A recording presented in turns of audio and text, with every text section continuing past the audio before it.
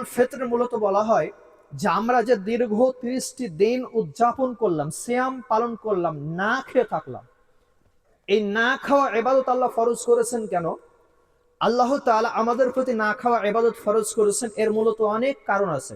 তার মধ্যে দুইটি, যারা স্বাস্থ্যবিজ্ঞানী নিয়ে গবেষণা করছেন তারা বলছেন, একজন মানুষ যখন পেট পুরে খাবার গ্রহণ করে, পেট পুরে খাবার গ্রহণ করলে তৎক্ষণাৎ দুইটি রোগ তাকে পেয়ে বসে। একটা হচ্ছে যে একজন মানুষ যখন পেট পুরে খাবার গ্রহণ করে তখন সে মানুষটির সঙ্গে সঙ্গে তার ঘুম পেয়ে বসে, অনেক ঘুম পেয়ে বসে, খাবার যদি আমরা আনন্দের সহিত গ্রহণ করি, একটা রোগ। দ্বিতীয় নম্বর রোগ হচ্ছে খাবার অতিরিক্ত গ্রহণ করার ফলে বা খাবার গ্রহণ করার ফলে যৌন ক্ষুধা বেড়ে যায়। তা আল্লাহ তাআলা এই সিয়াম, না খাওয়া ইবাদত আল্লাহ ফরজ করলেন যে তোমাদেরকে আমি টানা 30টি দিন বা 1 মাস তোমাদেরকে আমি না খাইয়ে রাখবো। দিনের বেলাতে তোমরা খেতে পাবে না, সামান্য পানিও খেতে পাবে না, যাতে করে তোমরা 11টি মাস যে গুনাহ করেছো, যে অন্যায় করেছো, মানুষকে ঠকিয়েছো, সেই অন্যায় থেকে যেন 30টি দিন 1 মাস যেন তোমরা বিরত থাকতে পারো এবং শুধুমাত্র আমার ইবাদত করতে পারো, খাবার নিয়ে ব্যস্ত না থাকো, নিজের স্ত্রীর সঙ্গে আনন্দ ফুর্তি বেশি বেশি যেন সময় কাটাতে না পারো, তুমি শুধু আমার জন্য 1 মাস সময় ব্যয় করো। এই জন্য আমি তোমাদের প্রতি রমজানের শ্যামকে ফরজ করেছি, না খাওয়া ইবাদতকে ফরজ করেছি। কিন্তু দুঃখজনক হলেও সত্য, 11টি মাস একজন ব্যবসায়িক যেমন ভাবে নিজের ব্যবসা চালিয়ে যায়, তার চাইতে বেশি মনে হয় গুরুত্ব দেয় এই রমজান মাসে, বেশি জিনিসপত্রের দাম বাড়িয়ে দেয় রমজান মাসে, যে বেশি ইনকাম হবে। এই জন্য সম্মানিত উপস্থিতি, আল্লাহ এই রমজানের রোজাকে ফরজ করেছেন বেশি বেশি আল্লাহকে স্মরণ করার জন্য, আর আমরা ব্যবসার দিকে আমরা বেশি ঝাঁপিয়ে পড়ছি।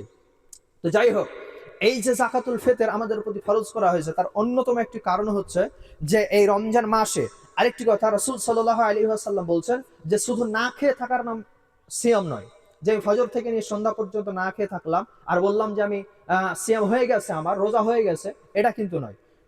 সিয়াম হচ্ছে আপনি সেই শুভে সাদিক থেকে নিয়ে সন্ধ্যা পর্যন্ত না খেয়ে থাকবেন, তার সঙ্গে সঙ্গে আপনাকে পৃথিবীর বুকে যত অশ্লীলতা আছে, বেহায়াপনা আছে, সব থেকে বিরত থাকতে হবে।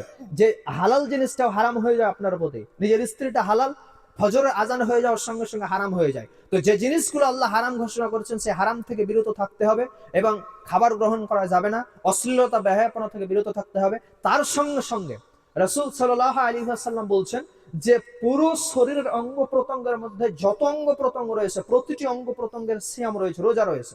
উদাহরণস্বরূপ আমি যদি বলি যে আমি যদি মনে করি যে আল্লাহর নিকটে আমি একটা সিয়াম, 30টি সিয়াম পেশ করেছি, তাহলে আল্লাহ তাআলা আমাকে 100 নাম্বার দেবেন।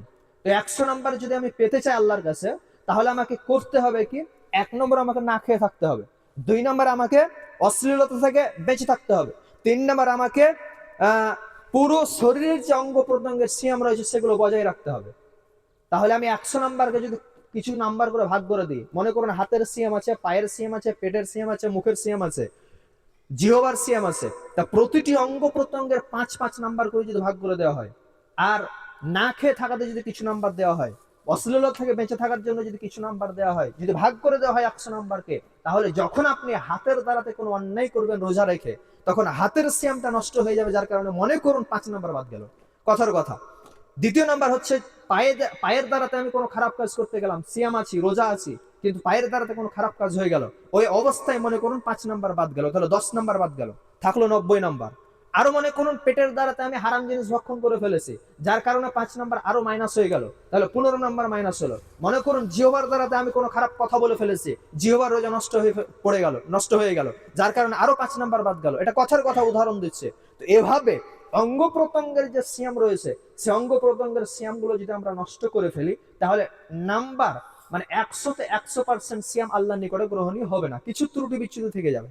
তো এই যে কষ্ট করে আমরা 30 সিয়াম পালন করলাম, 1 মাস সিয়াম পালন করলাম, এবং আমরা সকলেই আশাবাদী যে আল্লাহর নিকটে যেন 100তে 100% সিয়াম কবুল হয়, কিন্তু এর ভিতরে কিছুটা আমাদের ঘাটতি থেকে গেছে। তো এই ঘাটতিগুলো পূরণ করবে যে, তার নাম হচ্ছে যাকাতুল ফিতর, সাদাকাতুল ফিতর, ফিতরা। এজন্যই রাসূল সাল্লাল্লাহু আলাইহি ওয়াসাল্লাম আমাদের প্রতি এই সাদাকাতুল ফিতর, যাকাতুল ফিতর ফরজ করেছেন, যাতে করে আমাদের ওই ঘাটতিগুলো ফরজ হয়ে যায়, এই পূরণ হয়ে যায়। যে ঘাটতিগুলো আমাদের হাতের দ্বারাতে, পায়ের দ্বারাতে, জিহ্বার দ্বারাতে, পেটের দ্বারাতে, অঙ্গ প্রত্যঙ্গের দ্বারাতে সিয়ামকে নষ্ট করে ফেলেছে, কিছু নাম্বার কাটা গেছে, ওই নাম্বারগুলো পরিপূর্ণ করে 100তে 100% আল্লাহর নিকটে গ্রহণ পৌঁছাবে তার নাম হচ্ছে সাদাকাতুল ফিতর, যাকাতুল ফিতর। এই জন্য রাসূল সাল্লাল্লাহু আলাইহি সাল্লাম বলছেন, তোমরা ঈদগাহের মাঠে যাওয়ার পূর্বে এই সাদাকাতুল ফিতর ফিতরা আদায় করে ঈদগাহের মাঠে যাও, তাহলে তোমার সিয়ামটা পরিপূর্ণ আল্লাহর নিকটে গ্রহণীয় হবে। এই জন্য রাসূল সাল্লাল্লাহু আলাইহি সাল্লাম আমাদের প্রতি এই যাকাতুল ফিতর ফরজ করেছেন। সম্মানিত উপস্থিতি, তাহলে এটাও একটা করণীয় বা সুন্নাত যে ঈদগাহের মাঠে আসার পূর্বে আমাদেরকে যাকাতুল ফিতর আদায় করে আসতে হবে। আরেকটা সুন্নতের মধ্যে হচ্ছে যে আমরা এক রাস্তা দিয়ে এসেছি আর এক রাস্তা দিয়ে যেতে হবে, এটা রাসূল সাল্লাল্লাহু আলাইহি ওয়াসাল্লামের সুন্নাত। এর ভিতরে হিকমত আছে। কেন রাসূল সাল্লাল্লাহু আলাইহি সাল্লাম বললেন যে এক রাস্তা দিয়ে এসো এবং আর এক রাস্তা দিয়ে যাও? তারও কারণ আছে।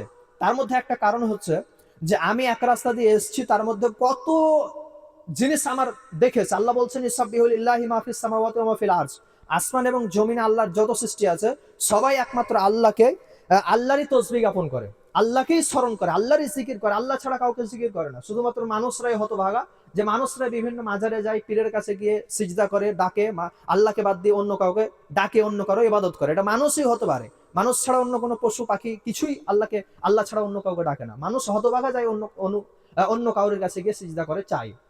তো আল্লাহ বলছেন পৃথিবীর বুকে যারাই আছে তারাই আমার তসবিহ জ্ঞাপন করে। আল্লাহর যত সৃষ্টি আছে, এই যে পাথর, আপনার পিলার, যত জড় বস্তু আছে, যত প্রাণ আছে, সকলে আল্লাহকে শুধুমাত্র সিজদা করে, আল্লাহর হুকুম মেনে চলে, আল্লাহ তসবিহ জ্ঞাপন করে।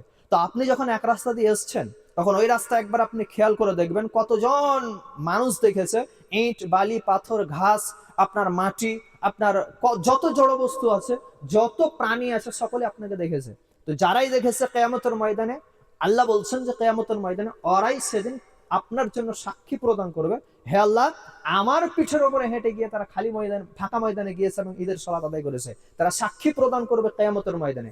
আল্লাহ ওই জমিনকে, ওই জায়গাকে কিয়ামতের ময়দানে নিয়ে গিয়ে আল্লাহ বলবেন তুমি সাক্ষী প্রদান করো। তো প্রতিটি মানুষের জন্য আপনি যে রাস্তা দিয়ে হেঁটেছেন, যারা ওই রাস্তায় যতজন পাথর, বালি, ঘাস, আপনার গাড়ি ঘোড়া, পশু পাখি, নদী নালা, যারাই আপনাকে দেখেছে, তারাই সেদিন কিয়ামতের ময়দানে সাক্ষী দেবে